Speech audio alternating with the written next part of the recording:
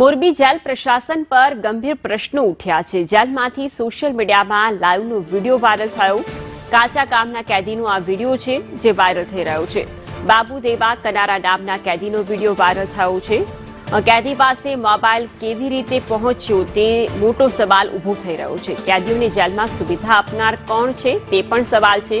Smartphone અને ઇન્ટરનેટનો ઉપયોગ કોની રહેમ નજર હેઠળ જેલની અંદર થાય છે તે સવાલ ઊભા થઈ રહ્યા છે સોશિયલ મીડિયામાં થઈ રહેલા વાયરલ વિડીયોથી।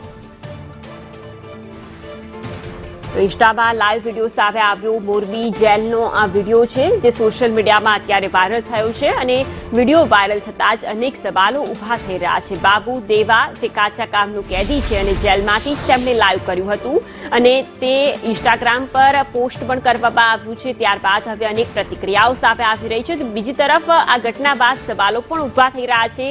જેલ પ્રશાસન પર પણ સવાલ ઊભા થઈ રહ્યા છે।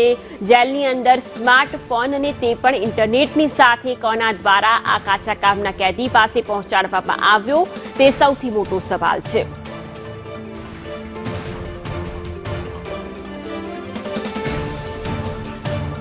કાચા કામના કેદીનો આ વિડીયો છે। બાબુ દેવા કનારા નામના કેદીએ ઇન્સ્ટાગ્રામ પર લાઈવ કર્યું હતું અને ત્યારબાદ આ વિડીયોને લઈને સવાલો ઊભા થઈ રહ્યા છે। ત્યારે જ્યારે સોશિયલ મીડિયા પર વિડીયો વાયરલ થઈ રહ્યો છે ત્યારે કેદી ઉપર પણ સવાલો ઊભા થઈ રહ્યા છે કે તેને કોની રહેમ નજર પડી રહી છે। સંવાદદાતા નિલેશ પાસેથી વિગતો લઈશું। નિલેશ, કાચા કામનું કેદી અને તે પણ સોશિયલ મીડિયામાં જેલની અંદર વિડીયો બનાવે છે, કોની રહેમ નજર હેઠળ તે સૌથી મોટો સવાલ।